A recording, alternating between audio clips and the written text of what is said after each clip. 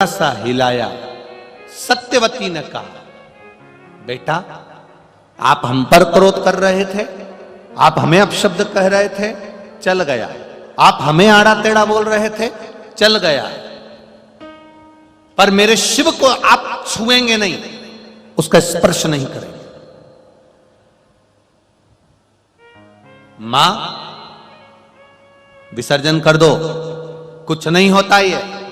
अब जो बेटा बोल रहा है वही बहू बोल रही है। कभी कभी मेरा निवेदन बहुओं से है, अगर आपका बेटा पति अपशब्द बोल रहा है, अपने माता पिता से, सास ससुर से आपके आड़ा टेढ़ा बोल रहा है, अपशब्द बोल रहा है, गाली दे रहा है, कुछ ऊंचे शब्दों में बोल रहा है, तो घर की धर्म पत्नी को चाहिए, उसकी पत्नी को चाहिए कि वो अपने पति को समझाए कि इन्होंने तुम्हें जन्म दिया है, भले के सेवी हैं, पर है तो माता पिता, इनका आदर तुम्हें करना, इनका सम्मान तुम्हें करना, इनको सम्मानित तुम्हें करना है, आदर तुम्हें करना है, इनका सम्मान तुम्हें करना।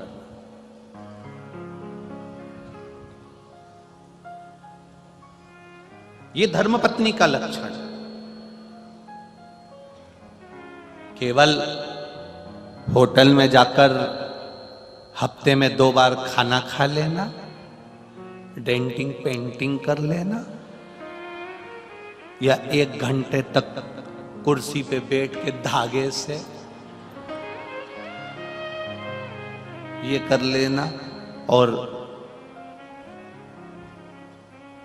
गुपचुप के ठेले पे, पानी पतासा के ठेले पर खड़े होके पानी पतासा खा लेना, ये धर्म पत्नी का लक्षण नहीं है। धर्म पत्नी का लक्षण है, जैसे मंदोदरी के सामने पत्र आ गया था, हनुमान जी ने जाकर कह दिया था कि मंदोदरी, राम जी महाराज भगवान शंकर की पूजन कर रहे हैं, रामेश्वर धाम की स्थापना कर रहे हैं, कोई विद्वान पंडित नहीं मिलता।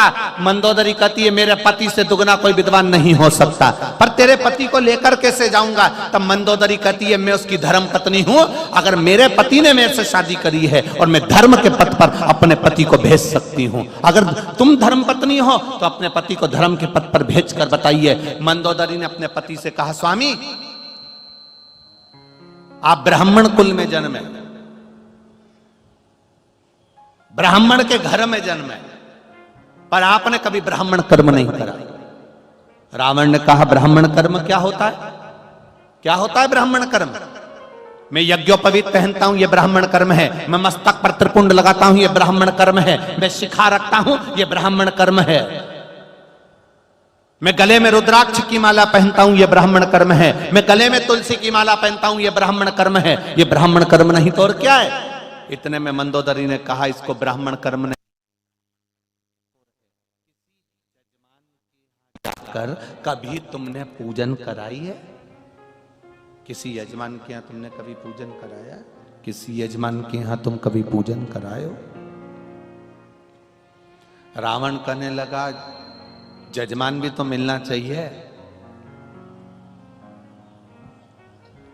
जिसके यहां मैं पूजन करा सकूं, यजमान भी तो मिले जिसके यहां मैं पूजन कराऊं।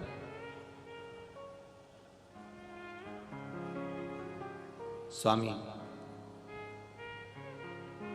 जिस राम जी के साथ में आपकी दुश्मनी है, वही राम भगवान शंकर की प्राण प्रतिष्ठा कर रहे हैं। उनको कोई विद्वान पंडित नहीं मिल रहा, आप चले जाओ ना। रावण कहते हैं वो प्राण प्रतिष्ठा कभी जिंदगी में नहीं कर पाए। मंदोदरी ने पूछा वो कैसे? प्राण प्रतिष्ठा करने के लिए जोड़े से बिठाया जाता है पति पत्नी को। पत्नी तो मेरे पास में है, अकेला पति कैसे प्राण प्रतिष्ठा कर लेगा? मंदोदरी ने कहा विद्वान पंडित करता क्या है फिर? अगर मान लो धर्म पत्नी नहीं है तो विद्वान पंडित क्या करेगा? तो क्या ये तो गुरु के ऊपर है, तो आप गुरु बनकर जाइए ना। रावण हंसता हुआ कहता है मैं और गुरु बनकर? हाँ, अगर मैं जाऊंगा ना तो सीता को ले जाना पड़ेगा, और अगर सीता को ले गया और राम ने रख लिया तो? मंदोदरी कहती है मैं वचन देती हूं कि सीता को मैं वापस लेकर आऊंगी।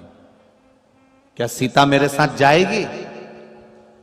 मंदोदरी कहती है सीता आपके साथ नहीं जाएगी, पर वो बानर जिसने तुम्हारी लंका में आग लगाई थी, सीता उसके साथ जा सकती है। सीता उसके साथ जा सकती है।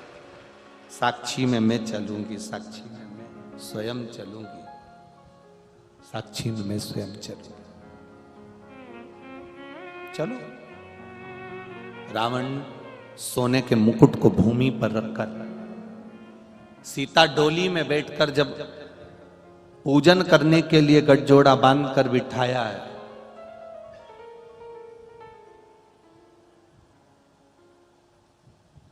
रामेश्वर धाम की स्थापना कर दी है, राम जी ने चरण धोकर प्रणाम किया है, तब रावण ने आशीर्वाद दिया है, विजय भव। हनुमान जी पास में खड़े थे, हनुमान जी ने कोनी मारकर कहा, क्यों महाराज अभी से हार गए? रावण कहता है हारा वारा नहीं हूं, मैंने पूजन कराई है, पंडित हूं, गुरु हूं, जजमान कोई भी हो, गुरु का फर्ज है कि पूजन कराने के बाद आशीर्वाद तो देना ही पड़ता है, इसलिए मैंने विजय होने का आशीर्वाद दिया है।